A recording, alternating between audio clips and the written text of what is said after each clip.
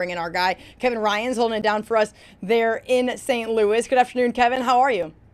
Simone, Gerhard, how you guys doing? Doing well, great, man. Doing great, man. Thank you. Appreciate your time this afternoon, sir. And I know right now, Eli Drink is a guy that came into the season, always was great for a soundbite. Always has something to say during media days. He's very entertaining, a little, dry humor, always has something to say. Right now, I feel as though he has a good reason to be pretty confident about where this team is at. What is the vibe of this program as they go into UMass and then the bye week before beginning the SEC slate?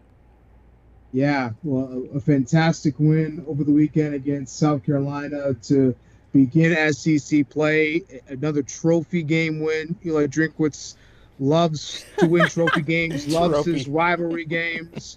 So the Mayor's Cup is back in Columbia, Missouri. So they're proud of that. But they should be very confident in the way that they're playing. Defensively, particularly the defensive front. Really got after South Carolina, -9 rushing yards. The only offense that they had was through the air. So that was really, really impressive. And then they continued to control the game with their ground game led by Ahmad Hardy, who has 600 rushing yards this season. That's first in the SEC. I think it's like second in the nation. So they're doing fantastic work over there at Missouri. They always have a growth mindset. They're not stalling here. They don't want to kind of revert back and think that they're all done. They can just go through the SEC slate. They know how tough this conference is, and they want to continue to get better every week. And they're doing that with every win that they put up. When Ahmad Hardy came from La Monroe to Missouri, did they expect this? Because he seems to have jumped into the SEC and he fits the part. SEC Player of the Week this past week. Do you think that this is exactly what they thought, or has he even surprised Drink and company? Eli Drinkwitz says he didn't expect this from Ahmad Hardy. He is very surprised at the player that he is. He referred to, it was a great soundbite, referred to Ahmad Hardy as a dump truck running over like a defenders like he's a dump truck. He had one touchdown against South Carolina where he was basically tackled but stayed on his feet, kept his feet kicking, spun around, and still scored on a play. It was very, very impressive. I don't think anybody, really don't know what to expect. I think Eli Drink is also referred to this week about it. The transfer portal as speed dating. You really don't know until they're out on the field. And he's not wrong. Ahmad Hardy is showing exactly why he fits in well with this Mizzou team. Just a fantastic pickup in the transfer portal. Kevin, for this program right now, I feel like we kind of all get to sit here and say, hey, is somebody a contender or a pretender, right? And we really don't have a good sample size. I mean, some teams have played one, maybe two SEC games. It's not like we really can sit here and determine just based on what we have so far. But I'm going to ask you to do it anyway. So based on what we have so far on Missouri, are they a pretender or are they a contender when it comes to possibly being there in the conversation for a postseason opportunity in the playoff? Simone, I think it's to be determined. I have to see how Kevin. They play against it's the truth. I mean, I really don't know what to make of Mizzou to this point of the season. Yeah. I know that their offense has been excellent. They've been putting up the points. The defensive front has continued to be excellent too. So that gives you a lot of courage, a lot of encouragement, I should say. But I have to see how they play against the rest of the SEC. Alabama in a couple of weeks. They have Auburn on the schedule. Oklahoma's on the schedule. They Texas A&M. They got whooped by Texas A&M last year. Basically stifled their college football playoff hopes. Mizzou has a lot to prove still, in my book, about whether or not they can really be a part of this college football playoff conversation. But they're taking care of their business. They're playing good football so far to start the season. They're encouraging their fans, with particularly the people they've been able to pick up in the transfer portal. They've all been high-impact players. So Mizzou can continue to edge his name into the conversation, creep up a little bit more if they continue to play their football, play their game. I think that's what Eli Drinkwitz is focusing on going into these next few weeks. I can tell you what Kevin's saying.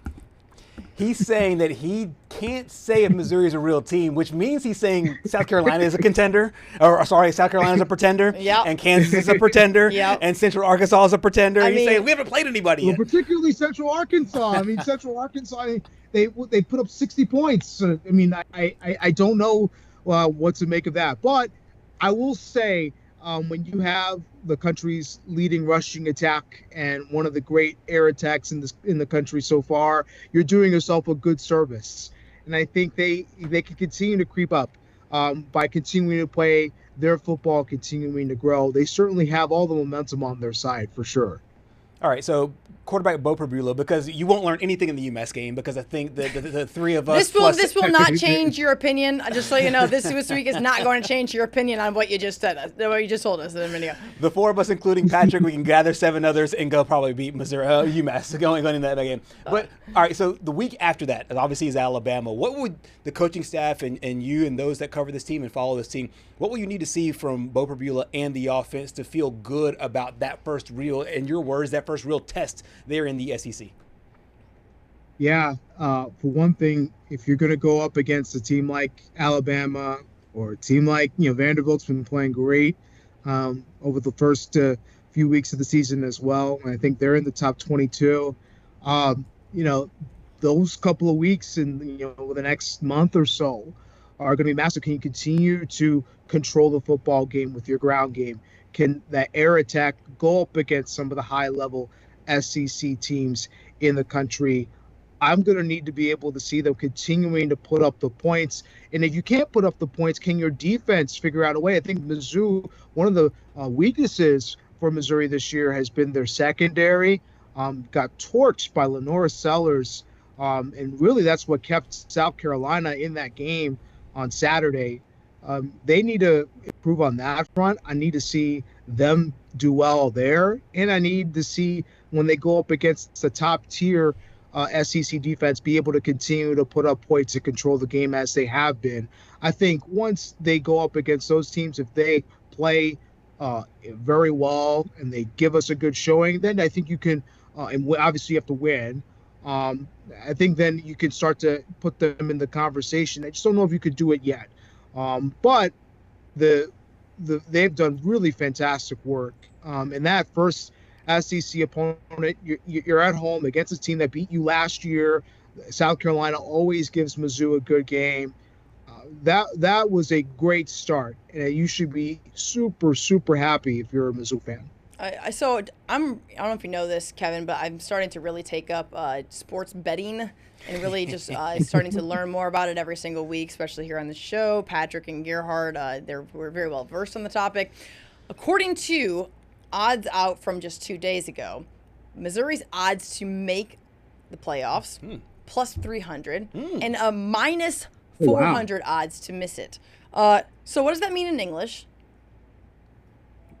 Wait, say it again? Plus 300 odds to make the playoffs. Wow. And minus 400 odds to miss it. 3 to 1. I mean, you're getting 3 to 1. Your favorite, they're obviously they people think they'll make it, but it's not like they're so that's good. That's good odds. That's good to miss. I mean, I think that's. Let me try to find somebody comparable. So like Alabama's like plus 118 odds to make it. So they're slightly. I mean, I would, if you asked me straight up, which of those teams is going to make it, I'd be like, okay, Alabama's going to be in better odds to be in than Missouri, no question. But according to the odds makers, as of 2 days ago, they're not that too far off. Is that accurate? The way that I'm reading that? Yeah, I mean, like, and I'm not making it up. I'm just looking at it here. Minus 400 to miss. Yeah. I mean, I think if you want to get on Missouri, you need to jump on that right now. I mean, because I think if they beat Alabama, those odds are only going to go down. That price is only going to go up. Yeah. If they beat Alabama or Vanderbilt, that price is only going to get better for the betting community. Yeah. So you want to be able to jump on Missouri now as they're going up hot. People still not 100% sure about what they want in the near future. And so that's what I read from all that. I'm a little surprised. I really don't make anything of Kansas or of Central Arkansas. But